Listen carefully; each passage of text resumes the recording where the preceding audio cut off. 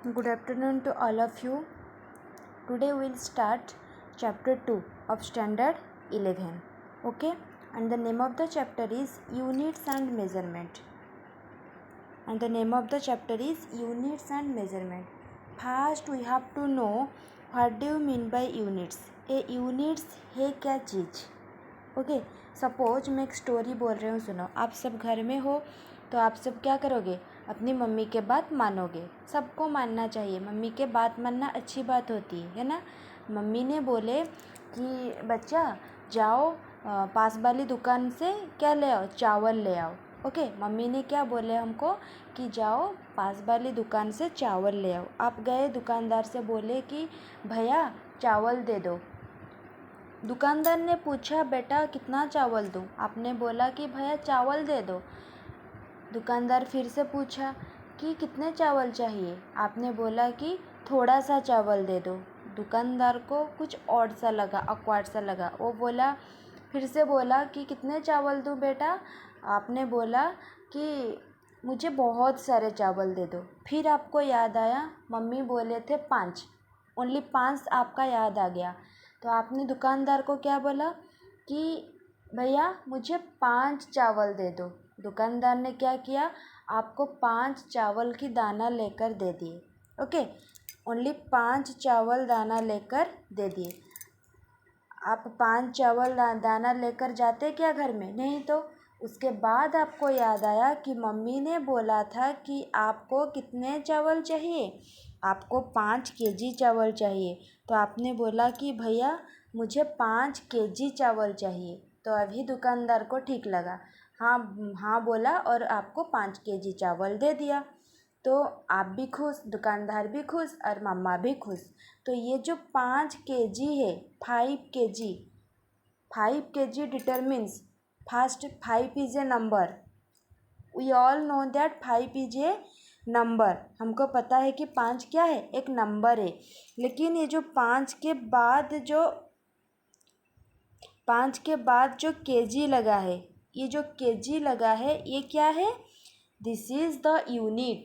अगर 5 के बाद केजी नहीं लगता तो दुकानदार को समझ में नहीं आता कि आपको कितने चावल चाहिए. तो 5 KG, 5 is a number and KG is a unit.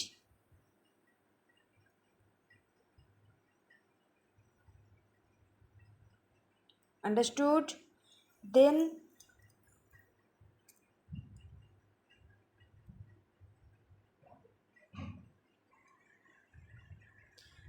तो what do you mean by unit. Unit gives us fair idea on how big the quantity is. हमारी जो क्वांटिटी है वो कितना बड़ा है, उसके ऊपर आइडिया हमको कौन देता है, यूनिट. सो यूनिट का डेफिनेशन देखो बच्चों, हमारा क्या हो गया, a unit as an internationally accepted. A unit as an internationally accepted reference standard to measure a physical quantity. Okay, a unit is an internationally accepted reference standard to measure a physical quantity. Okay बच्चों, तो यहाँ पर मैंने एक word use किया कि physical quantity.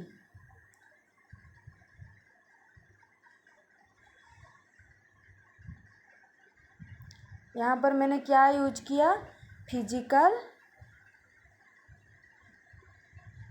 Quantity.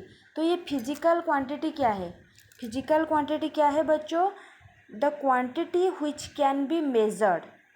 Okay, जो भी क्वांटिटी को हम मेज़र कर सकते हैं, this quantities are known as physical quantities. Okay, the quantity which can be measure is known as the physical quantities.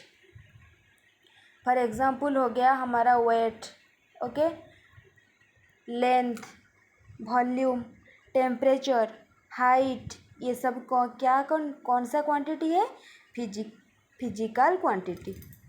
Then non physical quantity क्या होता है, non physical quantities are those quantities which can not be major.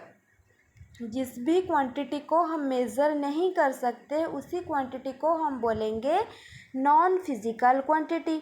जैसे कि suppose मैं बता रही हूँ कि ये वाला जो सेकेंड चैप्टर है ना, ये बहुत ही इजी चैप्टर है, मुझे बहुत अच्छा लग रहा है और आई एम सो एक्साइटेड, मैं बहुत ही खुश हूँ। तो आप पूछोगे कि मैम आप कितने खुश हो, मैं बोलूँगी कि मैं बहुत खुश हूँ, इस चैप्टर को पढ़ के मैं बहुत ही खुश हूँ, ये बहुत ही इजी लग रहा है मुझे, मैं अच्छे से समझ पा रही हूँ, इसीलिए मैं बहुत ही खुश हूँ। तो आप फिर से पूछोगे मैम आप कितने खुश है, मैं बता सकती हूँ क्या कि मैं 2 kg खुश हूँ, मैं 5 लीटर खुश हूँ, ऐसे तो नहीं बता सकती ना। तो मैं बोल सकती हूँ कि मैं थोड़ा सा खुश हूँ या बहुत ज़्यादा खुश हूँ, ऐसे बोल सकती हूँ, उसको मेज़रमेंट तो नहीं कर सकती ना मैं। So these are the non physical quantities, the quantity which can not be measure is known as non physical quantity.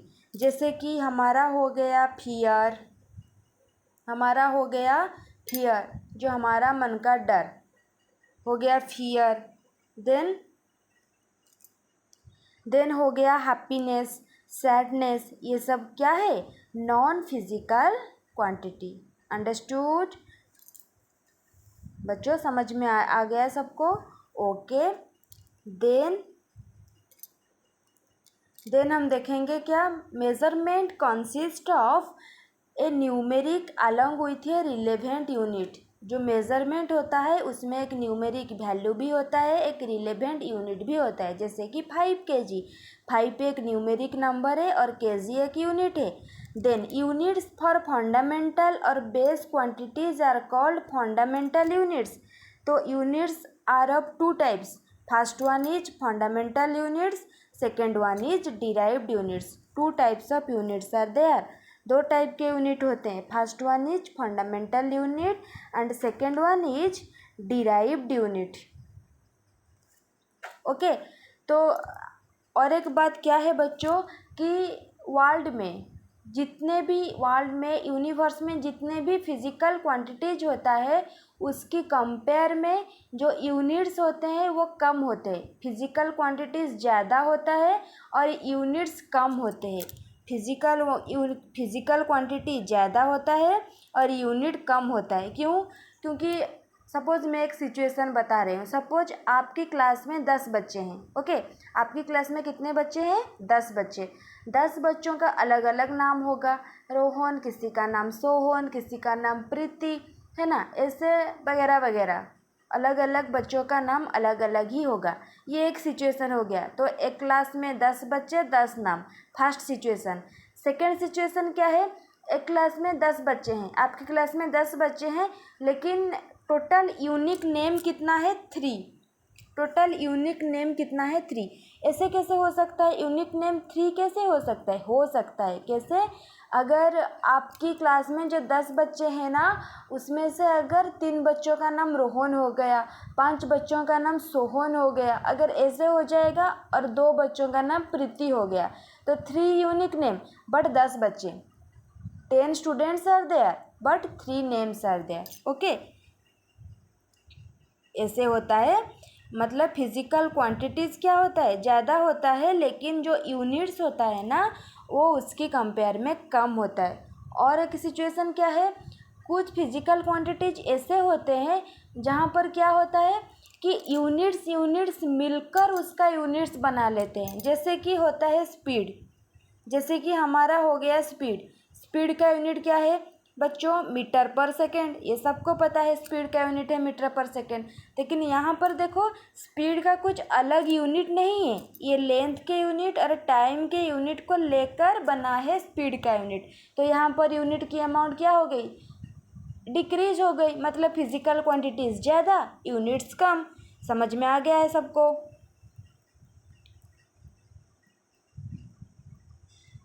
Okay. Then हम जानेंगे फंडामेंटल क्वांटिटी क्या है। तो फंडामेंटल क्वांटिटी क्या है बच्चों?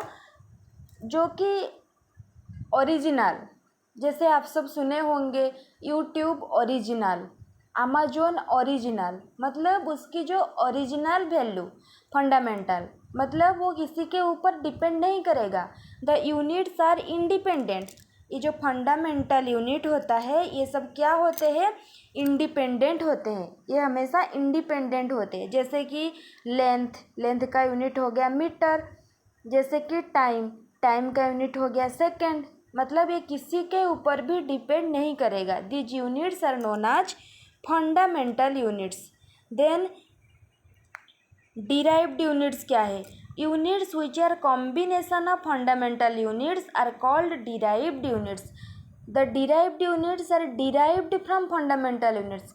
हमको पता है कि फंडामेंटल यूनिट्स ओरिजिनल है, लेकिन ये जो डिराइव्ड यूनिट्स है ये सब फंडामेंटल यूनिट्स को लेकर बना है। फंडामेंटल यूनिट मिलकर डिराइव्ड यूनिट बनाएंगे, तो these are called derived units. Units which are combination of fundamental units are called derived units. तो derived units का जो हमारा एग्जाम्पल हो गया एरिया का यूनिट सबको पता है क्या है बच्चों, मीटर स्क्वायर। एरिया का यूनिट क्या है, मीटर स्क्वायर। लेकिन हमारी जो मीटर था वो किसका यूनिट था, लेंथ का यूनिट था मीटर। अगर मीटर को मीटर से मल्टीप्लाई करेंगे तो ये वो हो जाएगा एरिया का यूनिट मीटर स्क्वायर। आ गया सबको समझ में, derived units. Then fundamental and derived units together form a system of units. Fundamental unit और डिराइव्ड यूनिट्स मिलकर क्या बनाएंगे, मिलकर बनाएंगे system of units means SI का जो फुल फॉर्म है बच्चों वो क्या है, वो है सिस्टम इंटरनेशनल। एसआई का फुल फॉर्म क्या है, system international. It is a globally accepted system for measurement.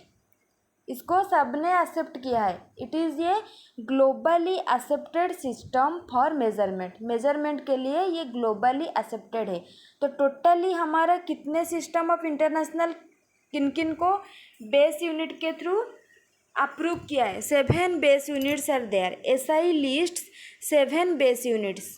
Okay, जो कि आगे हम पढ़ेंगे वो बेस यूनिट्स क्या क्या है। हमारे पास 7 बेस यूनिट्स है, तो वो बेस यूनिट 7 क्या क्या है। पहले हम जान लेते हैं कि ग्लोबली एक्सेप्टेड सिस्टम हमारे लिए क्यों ज़रूरी है। Why we need SI system हमको क्यों चाहिए। हमारा लोकल लैंग्वेज भी है ना, लोकल यूनिट भी है ना, हम लोकल यूनिट को लेकर क्यों नहीं कर सकते, क्यों हमको चाहिए एसआई सिस्टम। ओके, मैं बता रही हूँ, सुनो क्यों चाहिए हमको। कि सपोज मैंने क्या किया, अपनी घर से निकला तो हमारी गली में क्या है, एक माला की दुकान है। हमारी गली में ही है एक माला का दुकान। तो क्या हुआ कि उसमें वो जो गली में वो जो माला की दुकान है ना, वहाँ पर एक आंटी बैठी थी। मैंने जाकर बोला कि आंटी मुझे 2 हाथ माला दे दो। ओके, मैंने जाकर क्या बोला कि मुझे 2 हाथ माला दे दो। वो क्या किए कि अपने हाथ में 2 हाथ मेज़र किए और मुझे 2 हाथ माला दे दिए। ओके, मेजर करके मुझे 2 हाथ माला दे दिए। लेकिन वही बात अगर मैं जाकर फ्रांस में जाकर बोलूँगी, जो भी माला बेच रहा होगा मैं उसको बोलूँगी कि मुझे 2 हाथ माला चाहिए, मुझे 2 हाथ माला दे दो भाई। वो देगा क्या, उसको तो समझ में ही नहीं आएगा ये 2 हाथ माला ये क्या बोल रहा है, ये 2 हाथ माला क्या है। इसीलिए हमको क्या चाहिए, एसआई सिस्टम, जो कि ग्लोबली एक्सेप्टेड सिस्टम है। सबने इसको एक्सेप्ट किया है। ओके बच्चों, तो सबको समझ में आ गया होगा क्योंकि हमको क्यों चाहिए ये एसआई सिस्टम। तो 7 बेस यूनिट्स भी है यहाँ पर, 7 बेस यूनिट्स है। तो आगे पढ़ेंगे ये 7 बेस यूनिट्स क्या है। ओके, ये जो 7 बेस यूनिट्स है ना, first base unit is length का जो सिंबल है वो है मीटर। देन सेकंड क्या है, मास का हो गया किलोग्राम, सिंबल हो गया केजी। देन टाइम का हो गया सेकेंड और सिंबल हो गया S. Okay, then electric current का हो गया एम्पियर और सिंबल हो गया ए। देन थर्मोडाइनमिक टेम्परेचर का हो गया केल्विन और सिंबल हो गया के। ओके बच्चों, देन अमाउंट ऑफ सब्सटेंस का हो गया मोल और सिंबल हो गया MOL, मोल। देन लुमिनस इंटेंसिटी की बच्चों क्या हो गया, candela, and the symbol is CD। ये 7 बेस यूनिट से जिसको हम जान चुके हैं। ओके, सबको समझ में आ गया होगा 7 बेस यूनिट क्या है। 7 base units are length, mass, time, electric current, thermodynamic temperature, amount of substance, luminous intensity. Length का मीटर, मास का केजी, टाइम का सेकेंड, इलेक्ट्रिक करेंट का एम्पियर, थर्मोडाइनमिक टेम्परेचर का केल्विन, अमाउंट ऑफ सब्सटेंस का mole, luminous intensity का क्या है बच्चों, कैंडेला। ये सब याद रखना बच्चों, ये सब इम्पोर्टेंट थिंग्स है। ओके,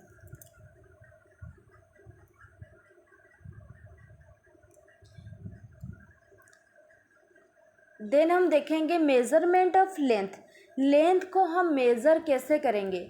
तो जनरली हम लेंथ को मेज़र कैसे करते हैं, अगर हमको कपड़ा चाहिए, हम कपड़े की दुकान में गए, उनको बोले कि हमको 3 मीटर कपड़ा चाहिए, हमको दे दो। उनके पास कुछ बड़ा सा स्केल टाइप का कुछ रखा होगा, तो उन्होंने क्या किया, वो स्केल में मेज़र करेंगे 3 मीटर, आपको 3 मीटर चाहिए तो वो 3 मीटर मेज़र करेंगे, आपको दे देंगे। ओके, तो length can be measure using metre scale का जो रेंज होता है वो कहाँ से कहाँ तक होता है, 10⁻³ मीटर टू 10⁻² मीटर।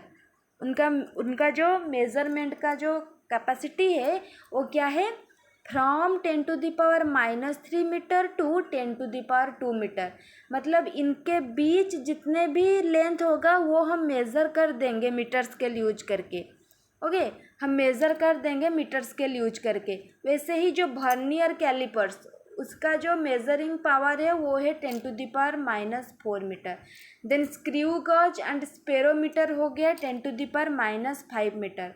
ओके, इनकी लेंथ के तो हम मेज़र कर लेंगे। अगर उससे बड़ा वाला डिस्टेंस हो या उसमें से और छोटा वाला डिस्टेंस होगा तो उसको कैसे मेजर करेंगे, बड़ा डिस्टेंस छोटा डिस्टेंस, मतलब जैसे कि हो गया हम यूनिवर्स की लेंथ को मेज़र करेंगे, उसकी लेंथ को कैसे मेजर करेंगे, प्लैनेट्स, डिस्टेंस बिटवीन 2 प्लैनेट्स, उसको कैसे मेजर करेंगे, है ना। ये सोचने वाली बात है। तो वहाँ पर हम यूज करेंगे पैरालैक्स मेथड। ये मेथड याद रखना बच्चों, this method is parallax method, बड़े डिस्टेंस के लिए। For long distance the method which is used for very long distance, this method is known as parallax method. Okay, then the method which is used for very small distance, the method which is used for very small distance, then we use tunnel microscopy.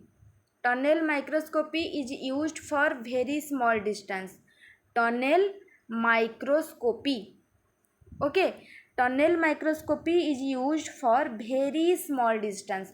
तो याद हो गया बच्चों, long distance के लिए parallax method, small distance के लिए tunnel microscopy. तो यहाँ पर कुछ ऑब्जेक्ट्स और इसकी डिस्टेंस को देख लेते हैं। फर्स्ट कॉलम में क्या दिया है, size of proton.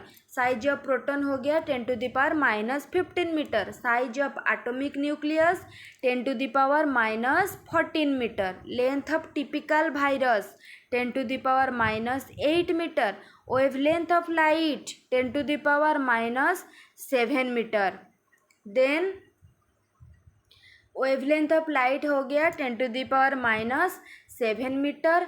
Thickness of paper हो गया 10⁻⁴ metre. Height of Mount Everest above sea level 10⁻⁴ metre. Radius of earth 10⁻⁷ metre. Distance of moon from earth 10⁸ metre. then distance of sun from earth 10⁻11 metre. then distance of Pluto from sun 10⁻13 metre. ये सब कुछ distances हो गए। Okay, then हम कुछ questions discuss करेंगे। जो भी टॉपिक हमारा अभी पढ़ाई हुआ उसके ऊपर हम कुछ क्वेश्चंस डिस्कस करेंगे। तो हमारा फर्स्ट क्वेश्चन क्या है बच्चों? Introduction to physical and non physical quantities. तो फिजिकल क्वांटिटीज और नॉन फिजिकल क्वांटिटीज़ के बीच डिफरेंस तो हम बता सकते हैं इजीली, है ना। तो फिजिकल क्वांटिटीज़ क्या है? The quantity which can be measured is known as physical quantity. Then the quantity which cannot be measured is known as non-physical quantity. Physical quantities की एग्जाम्पल क्या हो गया बच्चों? Length, weight, temperature etcetera. Then non physical quantities की क्या हो गया बच्चों? Sadness, happiness, excitement, these are the non physical quantities. Then what are base units? तो बेस यूनिट्स क्या है? याद रखना, हमारी जो फंडामेंटल यूनिट्स है ना उसी का अदर नेम है बेस यूनिट्स। तो base units are the original units और fundamental units which are not dependent, which are independent, this known as base units. तो एग्जाम्पल क्या हो गया?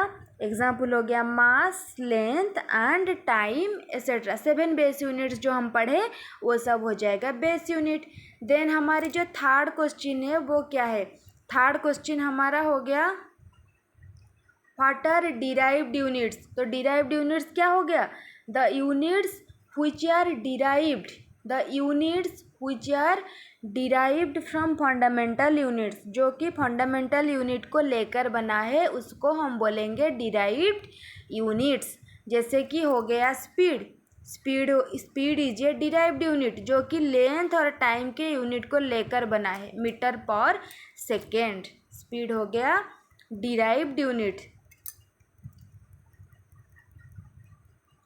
देन हमारी जो फोर्थ क्वेश्चन है वो क्या है? What do you mean by SI unit? SI unit का मीनिंग क्या है? एसआई का फुल फॉर्म है system international.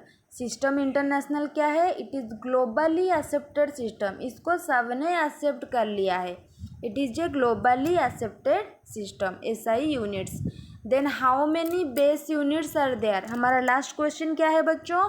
How many base units are there?